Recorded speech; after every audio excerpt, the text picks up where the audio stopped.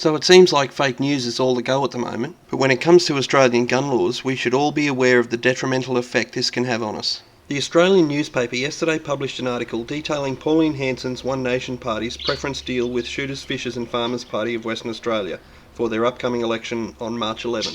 However, the real kicker in the article came later, where it was stated, "The Australian has been told that a factor in One Nation's decision to align itself with the shooters in Western Australia is party leader Rick Mazza's support for Australian gun laws as they stand.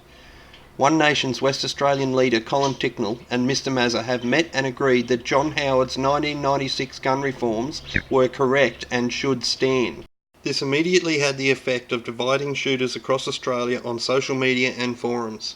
Some speculated it was fake news, but thanks to some correspondence that was posted by the Australian Hunting Podcast with Rick Mazza, it was 100% confirmed as fake. So far, there has been no correction or retraction of the statement made by the Australian. One Nation's firearm policy is currently under review, and whether you believe in the policies of the two mentioned parties or not, we must unite in our goals to lesser restrictions on law-abiding firearms owners in Australia. We cannot let shooters become divided, and certainly not by fake news likely propagated for its own agenda. You can find links in the description to the Australian Hunting Podcast, who did an amazing job debunking this story, and the original article posted by the Australian.